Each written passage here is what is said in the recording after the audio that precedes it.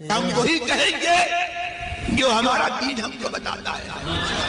عمل کرو تو تمہارا بھلا ہے، نہیں کوئی عمل کرے تو نقصان ہمارا نہیں ہے، اسی کا نقصان. صلی علی سیدنا و مولانا محمد طب القلوب ودوائها وعافیة الابدان وشفائها ونور الابصار وضیائها وعلى آلہ وصحبہ وبارک وسلم صلاۃ وسلام علیک یا رسول اللہ صلی اللہ تعالی علیہ وسلم. گزشتہ درس تفسیر قرآن میں آپ تمامی حضرات نے سورۃ البقرہ کی آیت نمبر 126 کا ترجمہ اور مختصر تفسیر سماعت کی. مسلسل یہ تذکرہ چل رہا ہے کہ یہود و نصارہ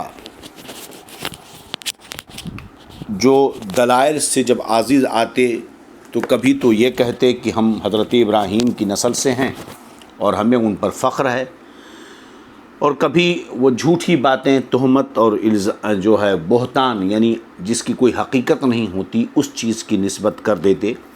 جیسا کہ ہم نے بتایا گزشتہ آیت میں تفسیر کے اندر کی شان نزول یہ بیان کیا کہ یہودیوں اور نصرانیوں نے یہ کہا کہ حضرت ابراہیم نے، حضرت یعقوب نے اپنی اولاد کو جو نصیحت کی تھی ہم اسی طریقے پر ہیں.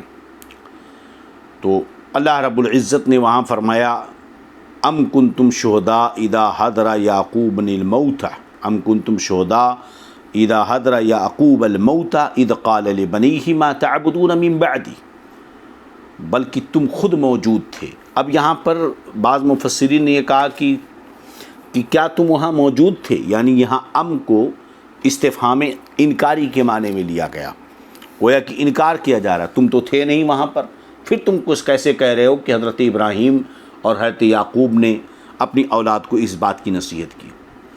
کیونکہ کبھی صرف حمزہ استفہام کے معنی میں آتا ہے اور کبھی بل کے معنی میں آتا ہے اور کبھی دونوں کے معنی میں آتا ہے. یعنی یہ کہ تم اس وقت موجود نہیں تھے، استفہام انکاری ہوا ہے نا. اور ایک یہ کہ یہ بل کے معنی میں ہو کہ ہاں تم موجود تھے، یعنی کہ تمہارے باپ دادا موجود تھے، تمہارے باپ دادا اس وقت موجود تھے جب حضرت ابراہیم نے، حضرت یعقوب نے اپنی اولاد کو نصیحت کی.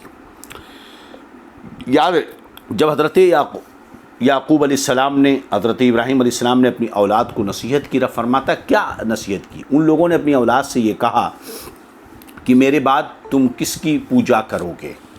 تو ان لوگوں نے کیا جواب دیا؟ یہ نہیں کہا کہ ہم جو ہے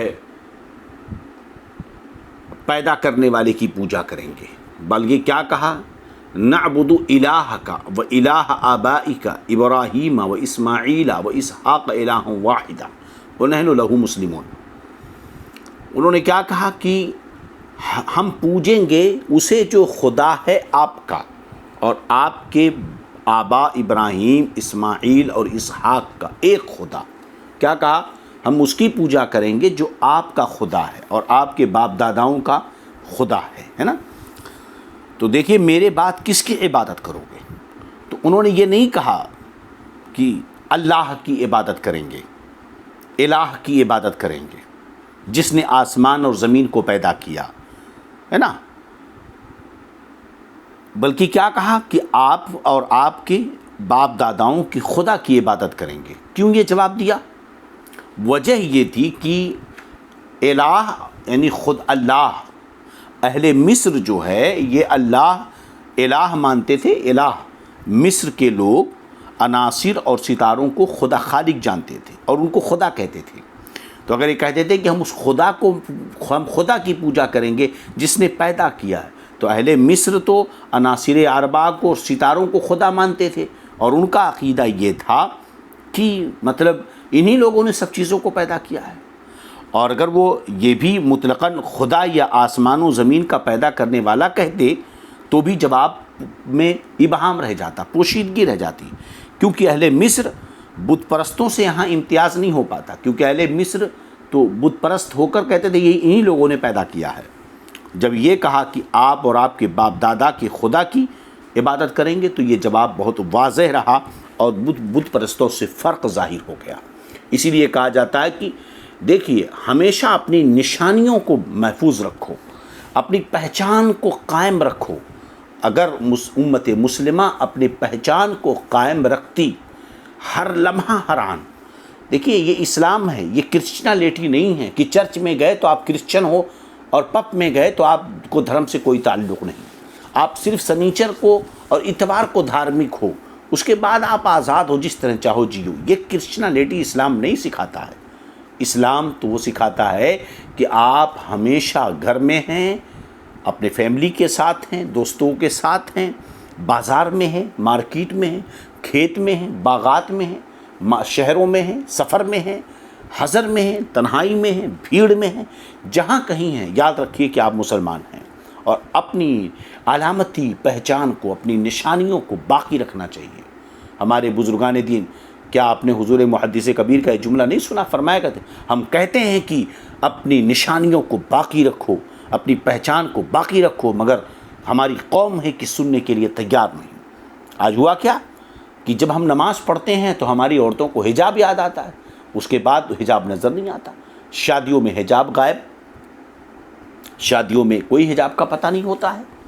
ہمارے نوجوانوں کے چہروں سے داڑھیاں غائب، ہمارے سروں سے ٹوپیاں اور عمامے غائب، سمجھ رہے ہیں کہ نہیں؟ اور تو اب بتائیے کہ جب ہم نے خود اپنی نشانیوں اور پہچان کو غائب کر دیا تو اب اگر اس پر حملہ کیا جائے تو پھر کیا ہوگا؟ تو اس لیے ایسا جواب اور ایسی صورت اپنانی چاہیے کہ سب سے حق کھل کر کے ظاہر ہو جائے۔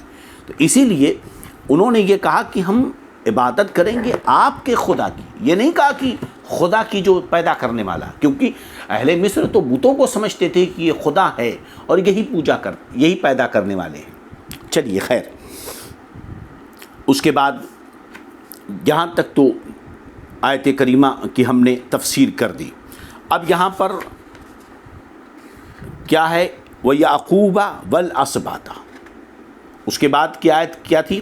قُولُوا آمَنَّا بِاللَّهِ، اور یہ کہو کہ تم جو کہہ رہے ہو نا سب بیکار کی باتیں ہیں، تم تو یہ کہو کہ ہم ہم ایمان لائے اللہ پر، اور جو ہماری طرف اترا اور جو اتارا گیا ابراہیم اور اسماعیل اور اسحاق اور یعقوب اور ان کی اولاد پر، والاسباط وما اوتی موسیٰ و عیسیٰ، اور جو عطا کیے گئے موسیٰ و عیسیٰ کو، اور جو عطا کیے گئے باقی نبیوں انبیاء کو اپنے رب کی طرف سے، ہم ان میں ایمان لانے میں کوئی فرق نہیں کرتے۔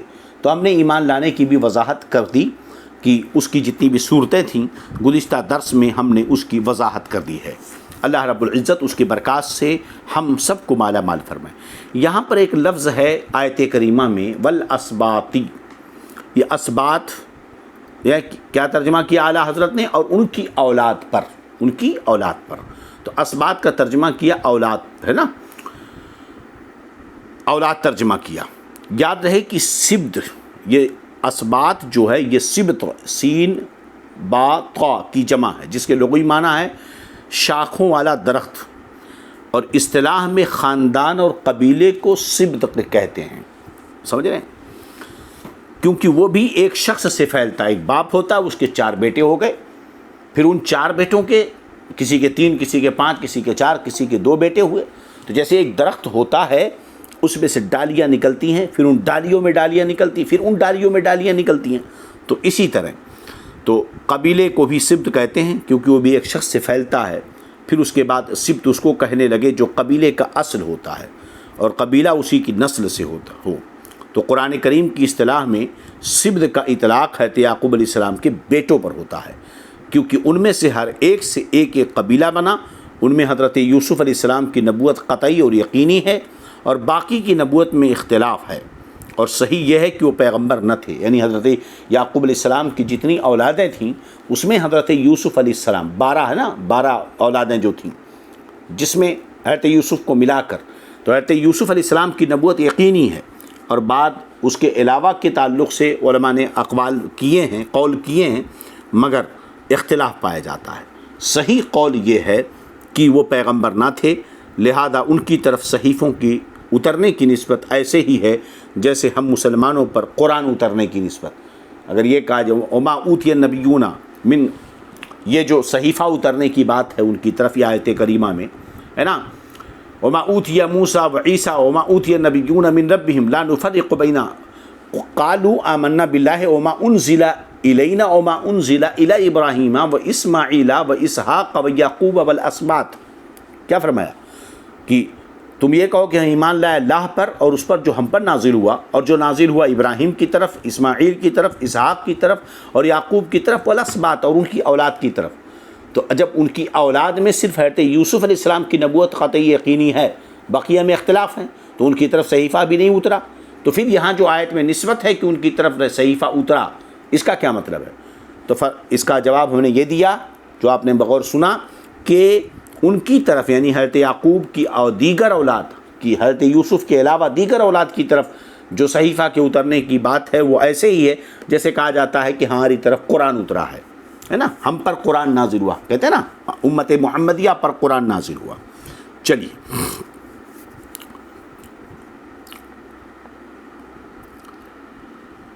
اب آگے کی آیت دیکھ لیں. اعوذ باللہ من الشیطان الرجیم، بسم اللہ الرحمن الرحیم. آیت نمبر 127. آج اس کا ترجمہ اور تفسیر. ابھی تک جو گفتگو ہم نے کی وہ پچھلی آیتوں سے متعلق تھی، جو کچھ ضروری باتیں تھیں باقی رہ گئی تھیں. اعوذ باللہ من الشیطان الرجیم، بسم اللہ الرحمن الرحیم. فإن آمنوا بمثل ما آمنتم به فقد اهتدوا وإن تولوا فإنما هم في شقاق فسيكفيكهم الله وهو السميع العليم. فسيكفيكم الله وهو السميع العليم. فإن آمنوا بمثل ما آمنتم به. اللہ فرماتا پھر اگر وہ بھی یوں ہی ایمان لائیں جیسا تم لائے ہو. فإن آمنوا بمثل ما آمنتم به، پھر اگر وہ بھی یوں ہی ایمان لائے جیسے تم لائے. فقد اهتدوا، تو وہ ہدایت پا گئے. وإن تولوا، اور اگر وہ منہ پھیریں. فإنہم فی شقاق، تو وہ نری ضد میں ہیں. فسیکفیکہم اللہ وہو السمیع العلیم، تو اے محبوب ان قریب ان کی طرف سے تمہیں اللہ کفایت کرے گا. ان قریب اللہ ان کی طرف سے تمہیں کفایت کرے گا اور وہی سنتا جانتا ہے. اب یہاں پر کیا ہوا؟ اللہ تبارک و تعالیٰ اپنے پیارے حبیب کو خطاب کر رہا ہے. فَإِنْ آمَنُوا بِمِثْلِ مَا آمَنْتُمْ بِهِ، پھر اگر وہ بھی یوں ہی ایمان لائے جیسے تم لائے. تو بظاہر کیا سمجھ میں آتا ہے کہ بِمِثْلِ مَا آمَنْتُمْ بِهِ، یہاں یہ وہم پیدا ہوتا ہے کہ یہود و نصارہ اللہ جل جلالہ اور رسول صلی اللہ علیہ وسلم کے مثل پر ایمان لانے پر مامور تھے، حالانکہ اللہ اس کے رسول صلی اللہ علیہ وسلم اسی طرح قرآن پاک اور خود دین اسلام بے مثل و بے مثال ہے. اللہ بھی بے مثل و بے مثال، اس کا حبیب بھی بے مثل و بے، اس نے اپنا جو محبوب بنایا وہ بے مثل و بے مثال. ارے بھائی جو محبوب ہے، جب محبت کرنے والا اس کی کوئی مثال نہیں ہے تو وہ جس سے محبت کرے گا اس کی بھی تو شان بڑی عظیم ہوگی، اس کی طرح بھی. یہ تو اگر نبی کی پیارے نبی آقائے دو جہاں رحمت للعالمین صلی اللہ علیہ وسلم کا مثل مان لیا جائے تب تو محبوب یہ ایک عجب سی بات ہوگی. کہ محبت کرنے والا خدا وہ ہے جو بے مثل و بے مثال ہے، جس کی عظمت و شان اور کمال و خوبیوں کی کوئی حد اور انتہا ہی نہیں ہے. پھر اس کے محبوب کے مثل کوئی اور ہو جائے تو پھر یہ تو محبت کے تقاضے کے خلاف. یہ تو کہیے کہ یہ مصطفیٰ کی شان میں توہین نہیں ہے، یہ توہین تو اللہ رب العزت کی شان میں ہوگی، ہے نا.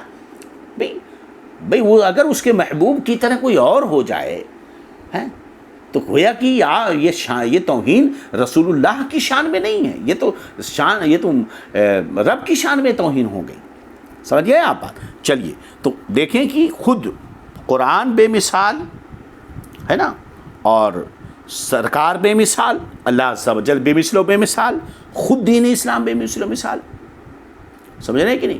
تو یاد رہے کہ اس کا مطلب یہ ہوگا کہ اس پر ایمان لائیں جس پر تم ایمان لائے ہو. تمہاری طرح ایمان لانا مطلب نہیں ہے، اس پر ایمان لائیں جس پر تم ایمان لائے ہو، یعنی تمہاری طرح اللہ تعالیٰ کو، قرآن مقدس کو اور حضور صلی اللہ علیہ وسلم کو مانیں. تو یہ ہوا حکم، گویا کہ اس طرح وہ ایمان لائیں. چلیے، اور اگر وہ نہیں ایسا کرتے، منہ پھیر لیتے ہیں، فإنما هم فی شقاق، تو کس میں ہوں گے؟ شقاق کہتے ہیں شغاف اور علیحدگی کو، سمجھے کہ مشقت کو۔ تو مخالف چونکہ اپنے مقابل کو، ایک شخص جو مخالف ہوتا ہے وہ اپنے مقابل کو کیا کرتا ہے؟ مشقت میں ڈالنے کی فکر کرتا ہے، اس لیے مخالفت اور عداوت کو بھی شقاق کہتے ہیں۔ تو یہاں معنی کیا ہوا؟ وہ دین میں تمہارے مخالف ہیں، یعنی تمہیں مشقت میں ڈالنا چاہتے ہیں، اور اے محبوب یاد رکھو وہ تم کو مشقت میں ڈالنا چاہتے ہیں، مگر تمہارا رب اے محبوب ان قریب اللہ ان کی طرف سے تمہیں کفایت کرے گا، اور وہی سنتا اور جانتا ہے۔ بات سمجھ آ رہی کہ نہیں؟ چلیے، تو ایمان کیسا مطالبہ؟ غور کریں آپ۔ فَإِنْ آمَنُوا بِمِثْلِ مَا آمَنْتُمْ بِهِ، ہیں تو اگر وہ ایمان لائیں جیسے کہ تم ایمان لائے، جن چیزوں پر تم لائے، تو گویا کہ ایک طرح یہ خطاب صحابہ ایسا، یعنی صحابہ جس طرح کے ایمان لائے اس طرح انہیں ایمان لانا، ابو بکر کے جیسا ایمان لائے اس طرح ایمان لانا۔ پتہ یہ چلا کہ ایمان میں پیروی، دین میں پیروی، مذہب اسلام میں مسلک سنت والجماعت میں پیروی آنے والے نئے نئے رنگ روٹوں کو دیکھ کر نہیں طے کی جائے گی جیسا کہ اس دور میں کی جا رہی ہے، بلکہ ہمیں اپنے دین، اپنے مذہب، مسلک کی پیروی میں گزرے ہوئے لوگوں کے طریقہ کار کو دیکھنا ہوگا۔ تو پتہ یہ چلا کہ سلف و صالحین کی اتباع، بزرگان دین کے نقش قدم اور انہی کے اسوہ حسنہ پر سمجھ رہے ہیں کہ نہیں چلنا، یہ تقاضا اس آیت سے پتہ چلا کہ ہمیں چاہیے کہ اپنے اسلاف کے دامن کو نہ چھوڑیں، اپنے اسلاف کے دامن کو نہ چھوڑیں۔ تو ایمان ویسا لائیں کہ ان میں بالکل کوئی شبہ بھی نہ ہو۔ تو اللہ فرماتا اگر وہ منہ پھیر لیں تو اے محبوب میں اللہ تمہارے لیے کفایت کرے گا۔ تو اب یہاں پر گویا کہ اس آیت کریمہ یہ ہوا کہ اللہ کی طرف سے ذمہ ہے کہ وہ اپنے حبیب صلی اللہ علیہ وسلم کو غلبہ عطا فرمائے گا، اور اس میں غیب کی خبر ہے، خود اس میں غیب کی خبر ہے۔ کیوں؟ کیونکہ آئندہ حاصل ہونے والے فتح و ظفر کا پہلے سے یہاں پر اظہار ہو چکا۔ اللہ فرماتا ہے کہ محبوب ہم تمہارے لیے کفایت کریں گے، یہ تم سے مخالفت کریں گے، تمہیں مشقت میں ڈالنا چاہیں گے، مگر اللہ تمہارے لیے کفایت کرے گا۔ تو یہ نبی کریم صلی اللہ تعالیٰ علیہ وسلم کا ایک عظیم معجزہ ہے۔ یہ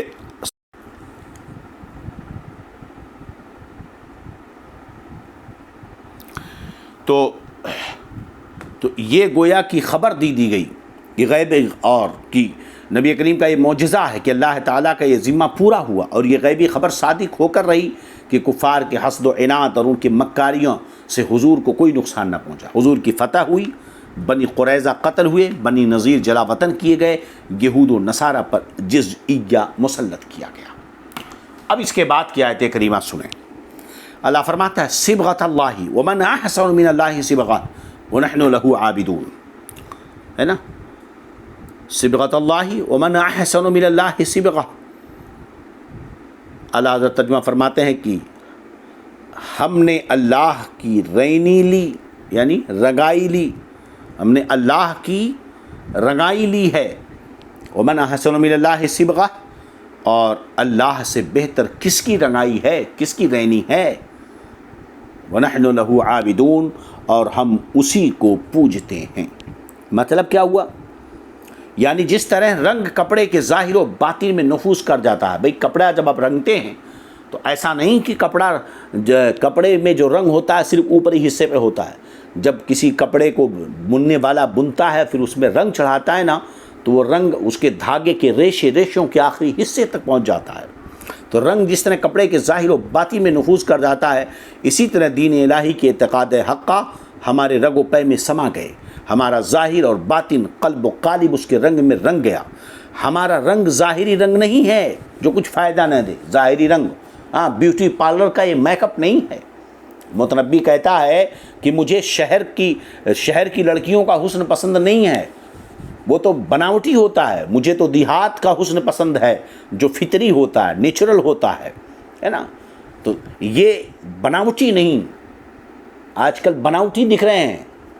آپ دیکھیں، ارے بھئی نالین پاک امامے پہ لگا دینے سے عشق تھوڑی بڑھ جاتا ہے۔ عشق محبت کے نعرے لگانے سے نہیں، سمجھے کہ نہیں، لبیک یا رسول اللہ پکارنے سے نہیں، سمجھ رہے ہیں کہ ظاہری رنگ نہیں، ایسا بس جائے رگ و پے میں کہ محبوب نے جس سے منع کیا، اس نے کہا تصویر مت بناؤ تو مت بناؤ، اس کی ایک ایک اداؤں کو چن چن کر عمل کرنے میں اگرچہ پتھر پڑیں تو پڑنے دو، لیلا کی گلیوں کے چکر لگانے میں اگرچہ جو ہے چہرے کالے کر دیے جائیں، اگرچہ پتھر مارے جائیں، کپڑے پھاڑ دیے جائیں، مفلسی کا عالم بھی ہو جائے، بھوک سے مرنا بھی پڑے، تڑپنا پڑے، تو جو ہے مجنوں تیار ہے اس کے لیے۔ تو وہ عشق ہونا چاہیے، یہ نہیں کہ دکھاوے کے لیے، یہ عشق نہیں۔ تو وہ ایسا رنگ، وہی کہ ظاہری رنگ نہیں جو کچھ فائدہ نہ دے، بلکہ یہ نفوس کو پاک کرتا ہے، ایسا ہونا چاہیے۔ اور جب دل پاک ہوتا ہے، سبحان اللہ سبحان اللہ، جب دل پاک ہوتا ہے تو اس کا معاملہ الگ ہوتا ہے، ظاہر میں اس کے آثار اوضاع افعال سے نمودار ہوتے ہیں، اس کے کپڑے سے، اس کے چہرے سے، اس کے لباس سے، اس کی گفتگو سے، اس کی عادت و اعتبار سے، اس کے افعال سے ظاہر ہوتے ہیں، سمجھ رہے کہ نہیں؟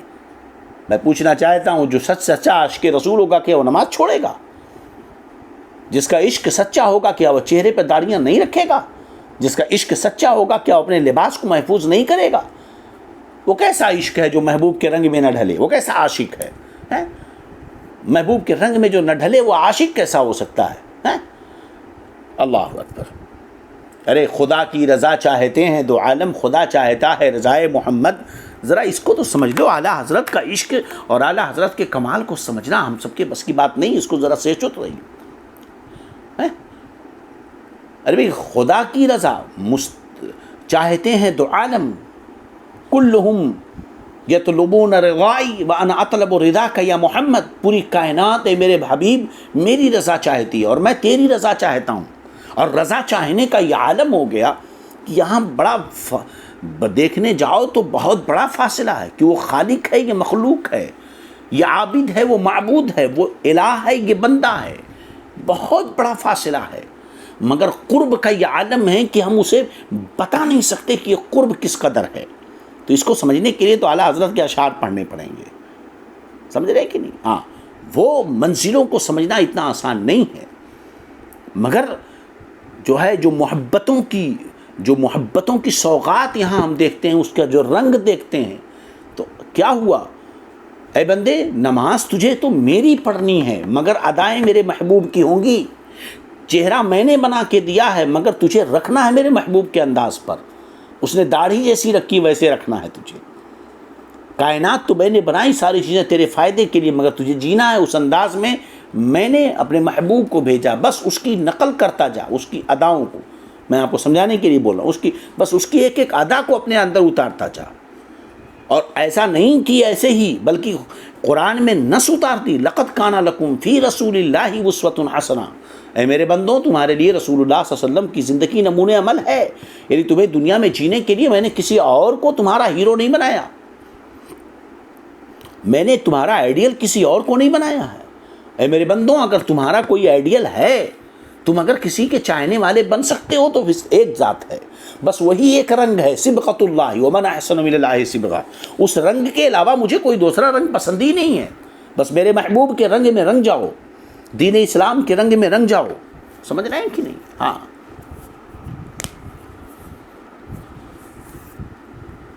تو بہرحال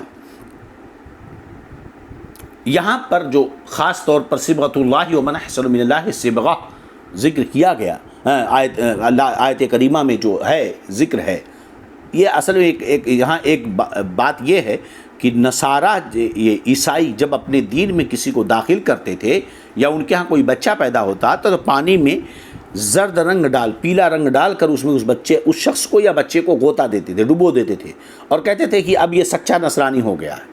تو اس کا اس آیت میں رد فرمایا کہ یہ ظاہری رنگ کسی کام کا نہیں ہے، ہاں یہ تو جو پیلے رنگ میں ڈبو دیا اور رنگ چڑھا پھر اس کے بعد تو اتر جائے گا، اسی لیے کہا جاتا ہے نا، ظاہری مسلمانی نہیں، دلوں میں نفوس میں اسلام بسنا چاہیے، دلوں میں نفوس میں اسلام بچنا چاہیے۔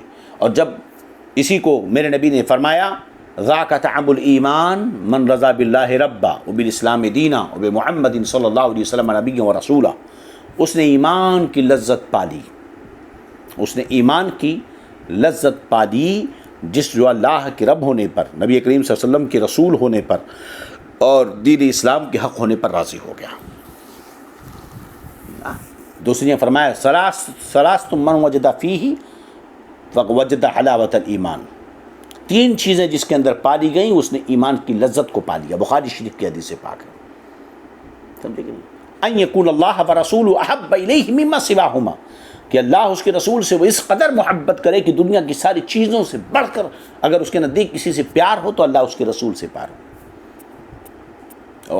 اور یہ کہ ان یکون اللہ ورسولہ احب الیہ مما سواہما ان لا یحب المرء لا یحبہ الا للہ او کما قال رسول اللہ صلی اللہ علیہ وسلم، کہ بندہ اللہ کسی سے محبت کرے تو صرف اللہ کے لیے کرے، کسی کی تعظیم اور عزت کرے تو صرف اللہ کے لیے کرے۔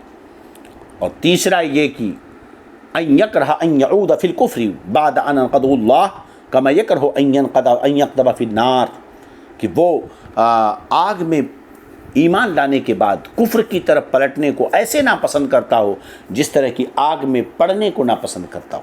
یہ تین چیزیں، اب یہ لذتیں کیسے سمجھ میں آئیں گی؟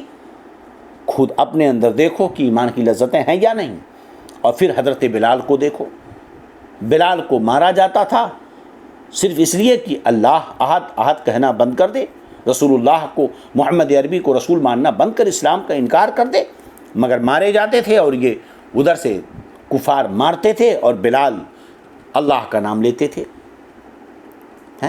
تو بلال ایمان کی لذت نے دنیاوی تکلیف اور سزاؤں میں اسلام کی اس نور نے دنیاوی تکلیف اور دنیاوی سزاؤں کو بلال کے لیے لذت میں بدل دیا تھا، سمجھیں گے؟ تو درد کی جو کڑواہٹ تھی ایمان کی کہ عشق رسول نے اس درد کی کڑواہٹ کو شہد میں بدل دیا تھا، یہ ہے لذت ایمان۔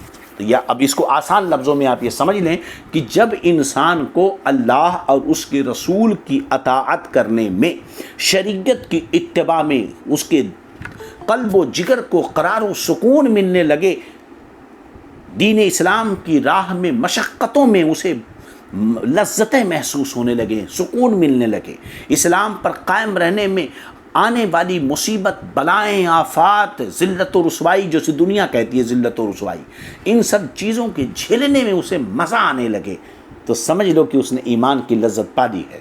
اور جو زمانے اور حالات کو دیکھ کر اپنے رنگ کو بدل دے بلکہ وہ دین کو بدلنے کی باتیں کرے، اسلامی اصول اور قانون کو بدلنے کی بات کرے، یہ سمجھ لینا کہ اس کے دل میں ایمان کی لذت نہیں، داڑھی کتنی بڑی ہو، امامہ کیسا بھی ہو، اس کے دل میں نفاق بس چکا ہے۔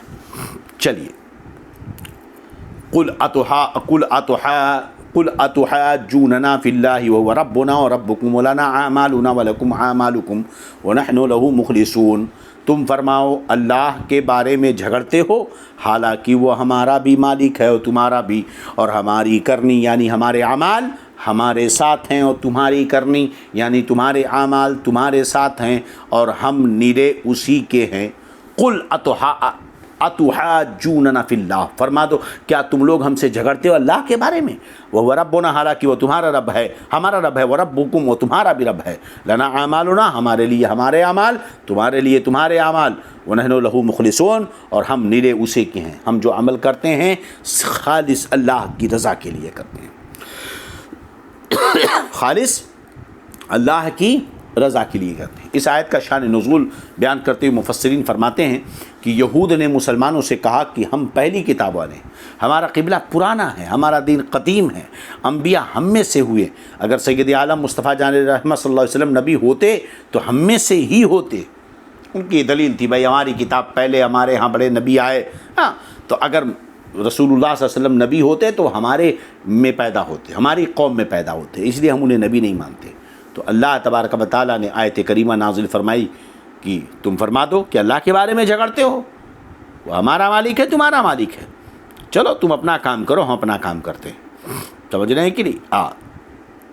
اسے اختیار ہے کہ وہ اپنے بندوں میں جسے چاہے نبی بنائے، عرب میں ہو یا دوسروں میں۔ تم کون ہوتے ہو کہ نبی ہوتا تو ہمارے یہاں ہوتا؟ تم نے جاگیر لکھوا لی ہے۔ ہم خالص اسی کی عبادت کرتے ہیں، کسی دوسرے کو اللہ کے ساتھ شریک نہیں کرتے۔ نحن لہ مخلصون کا مطلب یہی ہوا۔ اور عبادت و طاعت خالص اسی کے لیے کرتے ہیں، ہم مستحق اکرام ہیں۔ تو بہرحال یہ آیت کریمہ اللہ رب العزت نے نازل فرمائی۔ اب چونکہ چند آیتوں کے بعد وقت تو زیادہ ہو رہا ہے، لیکن دوسرے پارے کی ابتدا ہو جائے گی اس کے بعد، تو ہم سمجھتے ہیں کہ آج مسائل کو چھوڑ کر ہم اس کو مکمل کر لیں تاکہ پارہ مکمل ہو جائے ہیں، اور آپ سب خوش نصیب ہوں گے کہ ایک پارے کی تفسیر وہ بھی بڑی تفصیل کے ساتھ مکمل ہوئی۔ اللہ رب العزت اس کی برکت عطا فرمائے۔ آپ اسے معمولی مت سمجھیے، اللہ ان سب کو ہمارے گناہوں کے کفارے کا ذریعہ بنائے۔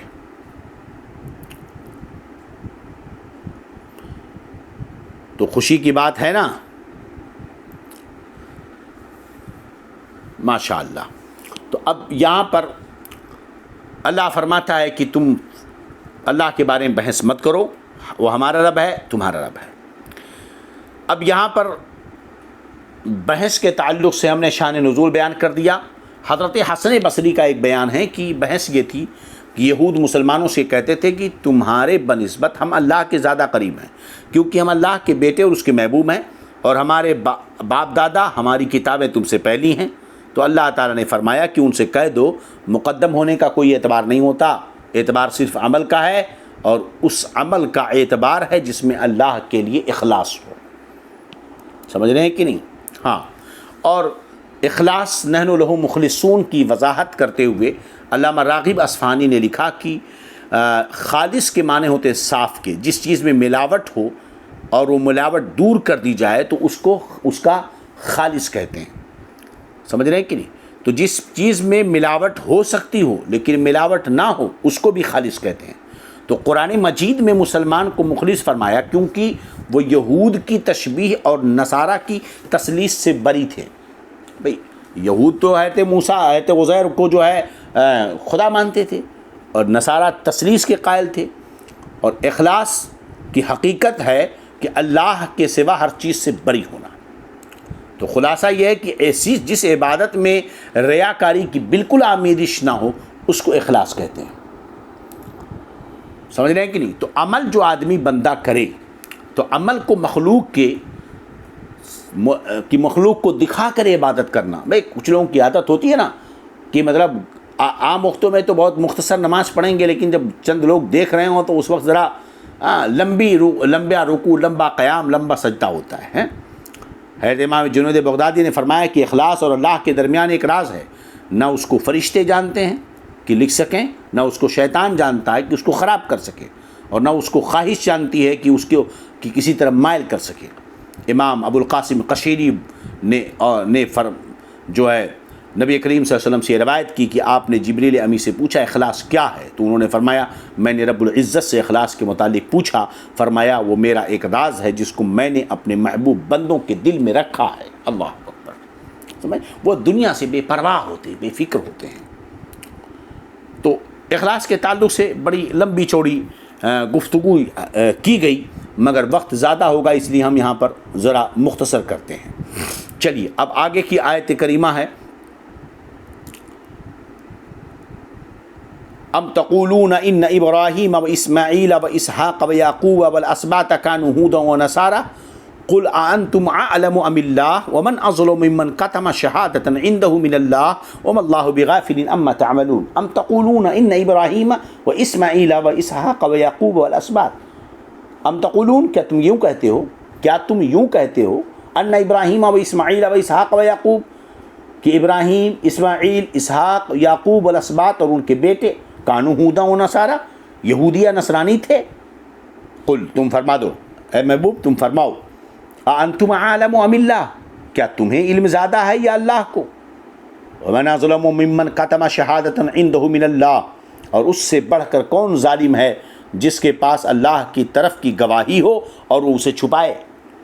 اللہ اللہ اللہ۔ وما اللہ بغافل عما تعملون، اور خدا تمہارے برے اعمال سے بے خبر نہیں ہے۔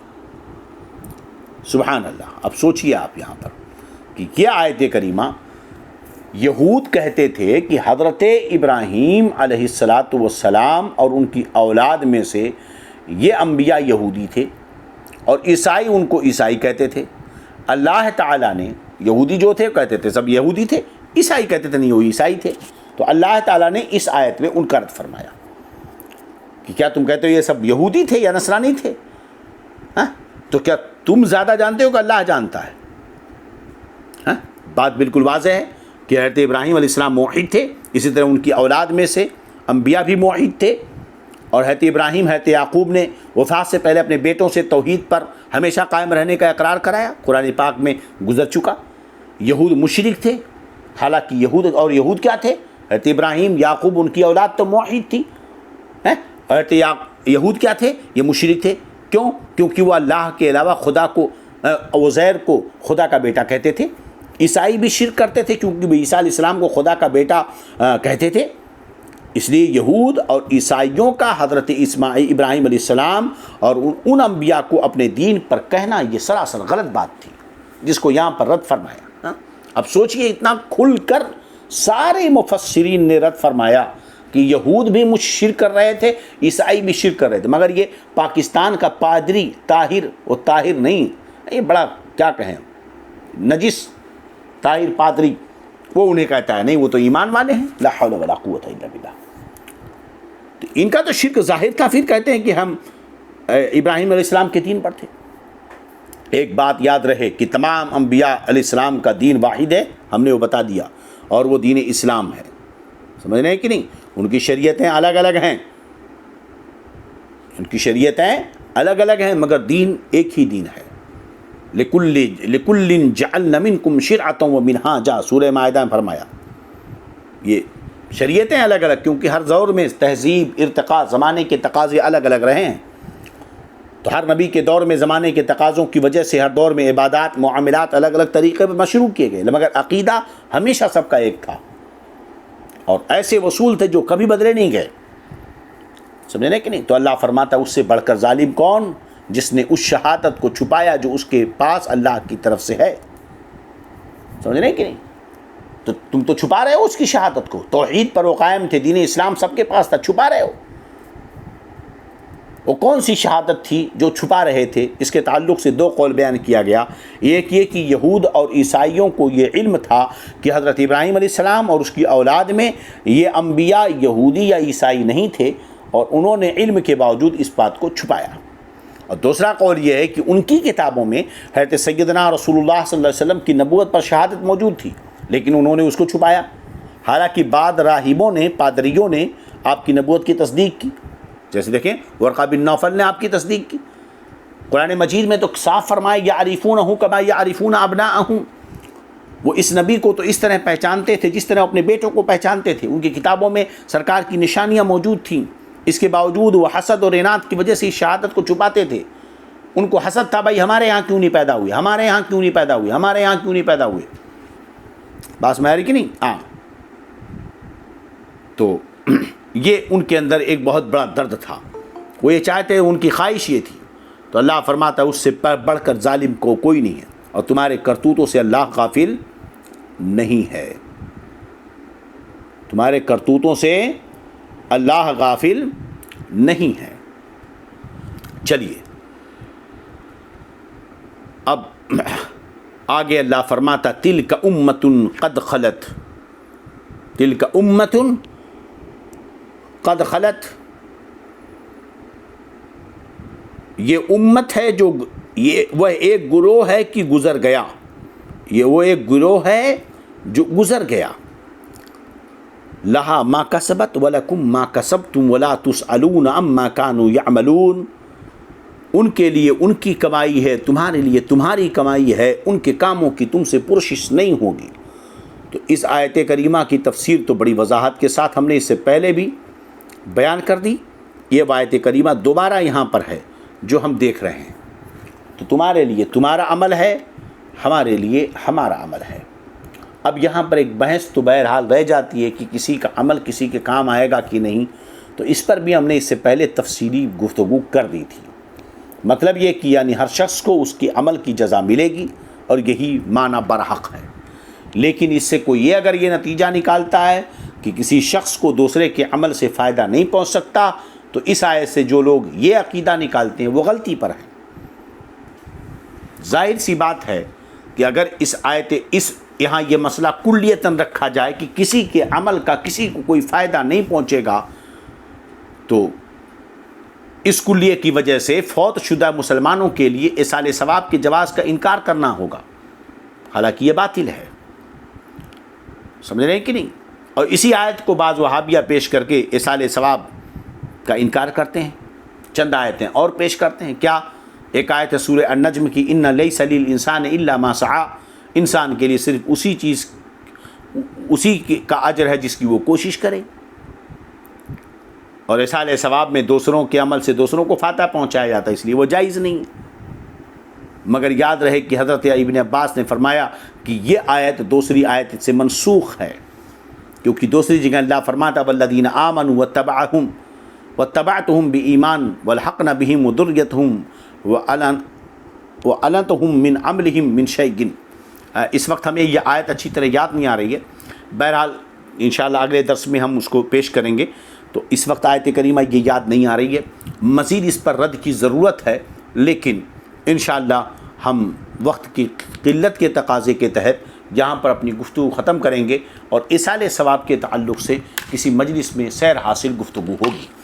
اللہ رب العزت اپنی برکتوں و رحمتوں سے ہم سب کو مالا مال فرمائے، تفسیر درس قرآن کی نورانیت سے ہمارے قلوب و اذہان کو منور و مجلہ مزکہ فرمائے، ہمارے ایمان، عقیدے، جان مال، عزت آبرو کی حفاظت فرمائے۔ اور اللہ کا بے پناہ شکر و احسان ہے کہ اس نے ہمیں توفیق بخشی، مسلسل توفیق دی اس نے درس کے مجلس کو سجانے کی، اس میں شریک ہونے کی۔ یہ اس کا کرم ہے کہ ایک پارہ مکمل تفسیر قرآن کا یہ درس میں ایک پارہ مکمل ہو چکا ہے، اور یہ بہت بڑا کرم ہے رب کا، اس نے اپنے پیارے حبیب کے صدقے میں ہمیں سعادت نصیب فرمائی۔ مولا تعالیٰ اس عمل کو اپنی بارگاہ میں قبول فرما لے، تمام لوگوں کے شریک ہونے کو قبول فرما لے، سننے سنانے کو قبول فرما لے۔ جو کچھ غلطیاں، بے ادبیاں، خطائیں ہوئی ہوں، اے کریم رحیم تو غفور الرحیم اسے معاف فرما، اور اس درس کی برکت سے ہر ایک کی ہر جائز تمنا، نیک مراد کو پوری فرما دے۔ ہمارے ملک ہندوستان کے مسلمانوں کی حفاظت فرما، یہ بہت بڑی بات ہے۔ اللہ سلامت رکھے سب کو۔ استغفر اللہ استغفر اللہ استغفر اللہ ربی من کل ذنب واتوب الیہ۔ اشہد ان لا الہ الا اللہ اشہد ان محمدا عبدہ ورسولہ۔